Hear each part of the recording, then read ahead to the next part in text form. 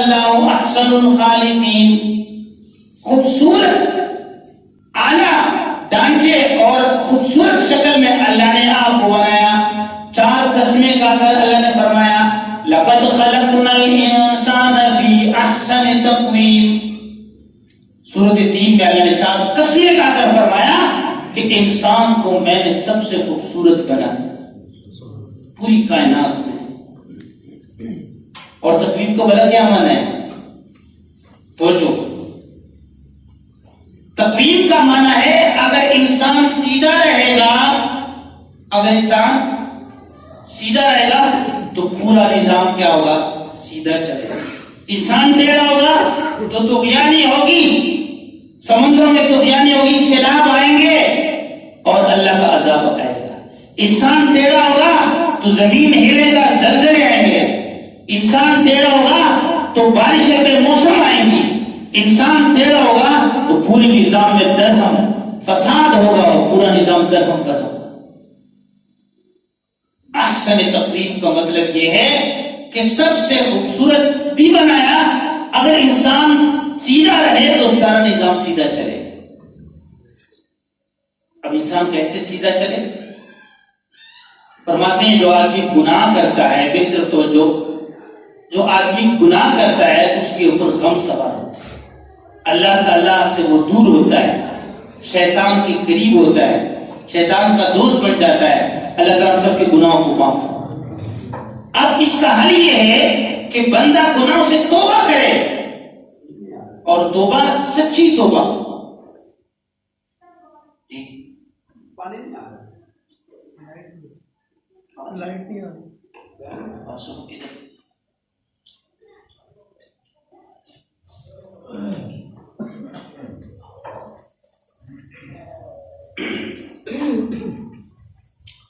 اللہ جل شان ذات عالی فرماتے ہیں یا ایھا الذین آمنوا، اے ایمان والو، توبوا الی اللہ توبۃ نصوحا، تم سچی پکی توبہ کرو اللہ کے لیے، اللہ کے سامنے. اللہ تعالیٰ دلوں کو دیکھتے ہیں. اس بندے کے دل میں ندامت ہے گناہ پر، اب یہ بندہ توبہ کر کے میری طرف آ رہا ہے. حدیث قدسی اللہ بندے کو فرماتے ہیں اے میرے بندے لو بلغ ذنوبک عنان السماء، اگر آپ کے گناہ اتنے بڑھ جائیں کہ زمین سے لے کر آسمان تک پہنچ جائے، زمین و آسمان اس سے بڑھ جائے، ثم استغفرتنی، پھر صدق دل سے آپ نادم ہو کر مجھ سے بخشش مانگو، غفرت لک ولا ابالی، میں معاف کر دوں گا اور مجھے تیرے گناہوں کی کوئی پرواہ نہیں. غفرت لک ولا ابالی. ایک روایت میں ہے اللہ فرماتے ہیں میرے بندے زمین بھر کر گناہ آپ میرے پاس لائیں اور پھر نادم ہو کر بخشش مانگے تو زمین بھر کر بخششوں کے ساتھ میں آپ کا سامنا کروں. اللہ اتنے کریم ذات ہیں. ابن عباس رضی اللہ عنہ سے نقل ہے کہ قبلہ کی طرف کئی میل فاصلے پہ ایک دروازہ ہے، وہ توبے کا دروازہ ہے. توبہ آدمی توبہ کرتا ہے تو اس کا توبہ اس دروازے پر اللہ کے دربار میں جاتا ہے. اللہ تعالیٰ سب کو توبہ کرنے کی توفیق نصیب. اب توبہ نصوح کیا ہے؟ فرماتے ہیں عمر فاروق سے فرماتے ہیں کہ توبہ نصوح یہ ہے کہ بندہ دوبارہ گناہ کی طرف لوٹ کر نہ آئے.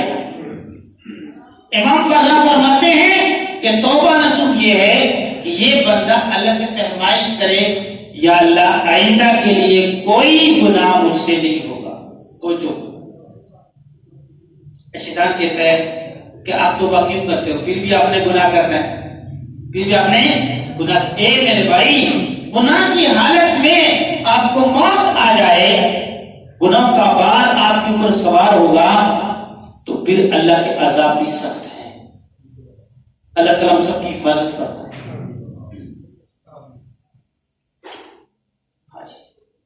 کیا ہم جہنم کی آگ برداشت کر سکتے ہیں؟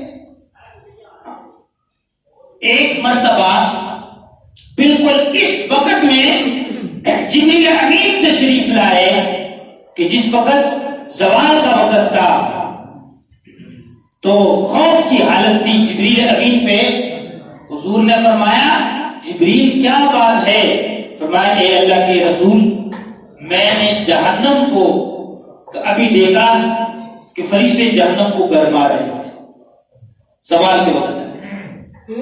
فرمایا جبریل جہنم کیا ہے آپ بتا دیجیے. فرمایا اگر گناہگاروں کو پتا چلے کہ جہنم کیا ہے تو ان کی نیندیں اڑ جائیں. وہ ہم وقت ہر وقت اللہ سے جہنم سے پناہ مانگتے. اللہ تعالیٰ ہم سب کی حفاظت فرمائے. اور میں آپ کو بہترین بات آسان بات فرماتے ہیں دو جہنم ہے, ایک گرم اور ایک آگ والی جہنم اور ایک جو ہے ٹھنڈا زمہریر. فرماتے ہیں کہ جب سخت گرمی میں ایک بندہ سخت دنیا کی گرمی سے وہ تنگ آ کر کہتا ہے, زبان سے بات نکلتی ہے یا اللہ جہنم کی آگ سے میری گرمی سے میری حفاظت فرما.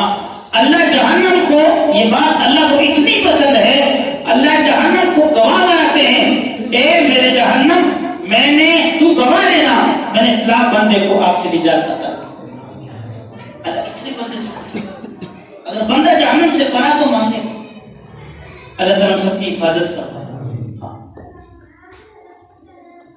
اسی طرح اگر زمہریر جو برف والا جہنم ہے فرماتے ہیں وہ اتنا سخت ہے اتنے ٹھنڈ والا ہے کہ جب جہنم اس پر ڈالے جائیں گے تو ان کے جسم کے ٹکڑے ٹکڑے ہو جائیں گے, چیخیں ماریں گے, کہیں گے یا اللہ ہمیں اس سے نکالے. فرماتے ہیں مومن بندہ اگر تن سے سردی سے تنگ آ کر ہو گئے یا اللہ جہنم کی جو ہے سردی سے میری حفاظت فرما, تو اللہ اس زمہریر کو گواہ بناتے ہیں, سردی والے جہنم کو گواہ بناتے ہیں اور فرماتے ہیں اے میرے جہنم میں آپ کا خالق ہوں, میں نے آپ کو پیدا کیا, میرے فلاں بندے نے آپ سے پناہ مانگی, تو گواہ ہے نا میں نے اس کو پناہ دی. اللہ اتنے خوش ہوتے ہیں بندے سے اگر بندہ جہنم سے پناہ تو مانگتے ہیں. تو میرے بھائی گناہ سے توبہ کریں گے تو اللہ سے ہمارا تعلق جڑ جائے گا, اگر گناہ کرتے جائیں گے تو پریشانی ہمارے اوپر سوار ہوگی اور اللہ سے دوری ہوتی جائے گی, دوری ہوتی جائے گی, شیطان کے قریب ہوں گے. اللہ تعالیٰ سب کے گناہوں کو معاف فرمائے. اس لیے توبہ نصوحہ فرماتے ہیں, امام قرہ فرماتے ہیں کہ ایک آدمی اللہ سے کہے یا اللہ میں آئندہ کبھی گناہ نہیں کروں گا, میں آپ کے ساتھ وعدہ کرتا ہوں, تو اس توبے سے اس کے اللہ تعالیٰ سارے گناہ معاف فرما دیتے ہیں اور اس کے جسم کو گناہ کے اثر سے بھی جو ہے پاک کر دیتے ہیں. اللہ تعالیٰ اتنے راضی ہو جاتے ہیں. اور اس کے علاوہ ابن عباس رضی اللہ عنہ فرماتے ہیں کہ جو توبہ نصوحہ کی علامت کیا ہے کہ زبان پہ استغفار ہو, استغفر اللہ استغفر اللہ استغفر اللہ, یا اللہ میں آپ سے بخشش مانگتا ہوں, یا اللہ میں آپ سے بخشش مانگتا ہوں, یا اللہ میں آپ سے بخشش. اللہ کے فقر سے ڈر ہو, زبان پہ استغفار ہو اور گناہ کو بندہ چھوڑے اور ترک کا اظہار ہو, یا اللہ آئندہ میں یہ کام نہیں کروں, آئندہ میں یہ کام نہیں کروں. اور برے صحبت سے دور رہے, برے لوگوں سے دور رہے. حضرت ذوالنون فرماتے ہیں نیک لوگوں کی صحبت اختیار کرے. اس کا مطلب یہ ہے کہ آپ کا جو توبہ ہے یہ توبہ نصوح ہے, نیک لوگوں کی صحبت. اللہ فرماتے ہیں یا ایھا الذین آمنوا اتقوا اللہ وکونوا مع الصادقین, اے لوگو اللہ سے ڈرو, تقوی اختیار کرو اور نیک لوگوں کی صحبت اختیار کرو. صحبت صالح ترا صالح کند, صحبت طالح ترا طالح کند. نیک لوگوں کی صحبت آپ کو نیک بنا دے گا اور برے لوگوں کی صحبت آپ کو برا بنا دے گا. اس لیے میرے بھائی ہم نیک لوگوں کی صحبت اختیار کریں, درس قرآن میں بیٹھیں, درس قرآن میں بیٹھیں. آج میں ایک حدیث دیکھ رہا تھا, صحیح حدیث ہے, جو آدمی قرآن پاک سیکھتا ہے, یاد کرتا ہے یا قرآن پاک سمجھنے کی کوشش کرتا ہے اور اس نے سورۃ بقرہ اور سورۃ آل عمران جو ہے سیکھ لی دیا ہے. کل قیامت کے دن یہ سیکھنے والا قرآن پاک کے سائے کے نیچے ہو. قرآن پاک کے سائے کے اور یہ قرآن پاک اس کی سفارش کرے. سورۃ بقرہ، سورۃ عمران اس کے اوپر باری کی طرح سائے کیے ہوگا اور اللہ کے سامنے اس کی سفارش کرے گا. یا اللہ اس بندے نے مجھے سیکھا، مجھے یاد کیا، میرے سمجھنے کی کوشش کی. تو آدمی قرآن پاک سیکھنے کی کوشش کرتا ہے. میرے بھائی اب آپ سورۃ بقرہ دیکھیں، سود کی حرمت کا ذکر ہے، ہاں جی، اور حقوق کا بیان ہے. حقوق کا بیان ہے. یہود و نصارہ سے، ان کے جیسے اعمال سے بچنے کا حکم ہے. اللہ نے ہمیں کیا کہا ہے قرآن پاک میں؟ کیا ارشادات ہیں؟ اللہ ہمیں کیا بتا رہے ہیں؟ زندگی ہے، نکاح اور طلاق کی باتیں ہیں، اور معاشرتی زندگی ہے. معاشرتی آپ گھریلو کیسے زندگی گزارو گے؟ اب ہم مرضی کے مطابق زندگی گزارے؟ شتر بے محال، وہ اونٹ جس کی رسی آپ چھوڑ دیں اور جو ہے وہ پیتا رہے، جہاں چاہے دل کرے وہاں جاتا رہے اور فصلوں کو نقصان پہنچاتا رہے. اللہ تعالیٰ ہم سب کے گناہوں کو معاف کرے. ہم ایسے بچ چکے ہیں. حرام سے بچنا، حلال تلاش کرنا اور گناہوں سے بچنا، اللہ سے تعلق جوڑنا. اور نمبر 2 دوسری بات یہ آپس میں تعلق جوڑنا.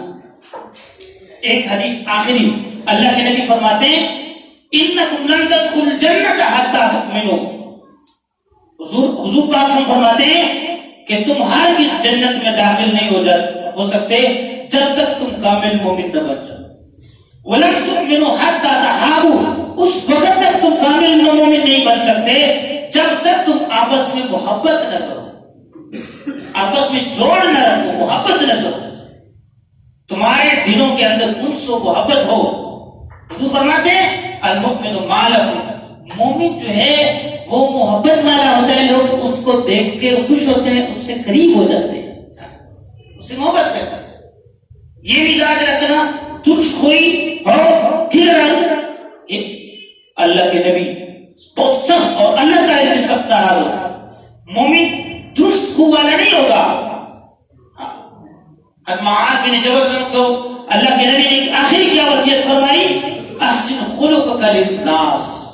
لوگوں کے لیے اپنے اخلاق ٹھیک کر دو، اپنی نرمی کا لہجہ اختیار کرو. تو کیا فرمایا کہ تم اس وقت جنت میں داخل نہیں ہو سکتے جب تک تم کامل مومن نہ بنو. اس وقت تک تم کامل مومن نہیں بن سکتے جب تم آپس میں جوڑ محبت نہ رکھو. حضور فرماتے ہیں الا ادلکم بشیء اذا فعلتموه تحاببتم. کیا میں تمہیں ایسا نسخہ نہ بتاؤں اس پر تم عمل کرو گے تحاببتم، آپس میں تمہاری محبت پیدا ہو جائے گی، تمہارے دلوں میں دوری ختم ہو جائے گی، تمہارے دلوں میں اللہ جوڑ پیدا کریں گے. وہ کیا ہے؟ افشوا السلام. اللہ کے حبیب فرماتے ہیں اے میرے امتیوں افشوا السلام، سلام پھیلاؤ، سلام پھیلاؤ، سلام پھیلاؤ. آپس میں سلام کرو. اللہ علیہ السلام نے کیا فرماتے ہیں؟ میں نے حضور پاک کو دیکھا، چہرہ انور کو دیکھا اور یہ ارشاد سنا. حضور نے فرمایا سلام پھیلاؤ، وَأَطْعِمُوا الطَّعَامَ اور کھانے کھلایا کرو، وَصِلُوا الْأَرْحَامَ اور رشتہ داریاں پال لیا کرو، وَصَلُّوا بِاللَّيْلِ وَالنَّاسُ نِيَامٌ رات کو تہجد کی نماز پڑھا کرو جس وقت لوگ سوئے ہوں. اللہ سے تعلق جوڑو اور دن میں لوگوں کو سلام کرو. اللہ سے بھی دوستی کرو اور لوگوں سے بھی دوستی کرو. یا اللہ پھر ہمیں کیا ملے گا؟ اللہ کے محبوب فرماتے ہیں، توجہ کریں، تدخلوا الجنت بالسلام. اے میرے امتیوں تم جنت میں سلامتی کے ساتھ داخل ہو جاؤ گے. کون چاہتا ہے میں سلامتی کے ساتھ جنت میں داخل؟ اس کا حال یہ کہ سب سے آخر میں آنا. کتنی بڑی بات ہے. 2 باتیں پورے بیان میں، 2 باتیں خلاصہ. اللہ سے تعلق جوڑو، گناہ چھوڑ دو، توبہ نصوحہ کرو، پکی سچی توبہ کرو.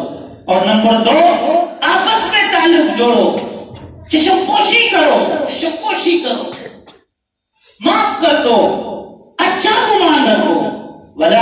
تجسسوا، عیوب تلاش نہ کرو، اللہ سے ناراض ہوتے ہیں. یاد رکھنا اللہ سے ناراض ہوتے ہیں. مسلمان کے عیب تلاش کرو، اللہ بہت ناراض ہوتے ہیں. اللہ تعالیٰ ہم سب کو عمل کرنے کی توفیق نصیب کرے.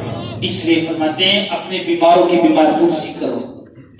حدیث پاک میں آتا ہے جو آدمی بیمار کی بیمار پرسی کے لیے جاتا ہے وہ اللہ کے ذمے میں ہو جاتا ہے اور اللہ اس کے لیے جنت میں ایک محل بناتے ہیں اور وہ اللہ کی رحمت میں یفوز فی رحمت اللہ کی رحمت میں وہ ہوتا مار رہا ہے اور غمرتہ الرحمہ اللہ کی رحمت اس کو ڈانپ لیتا ہے اور 70,000 فرشتے اس کے لیے بخشش کی دعا کرتے ہیں.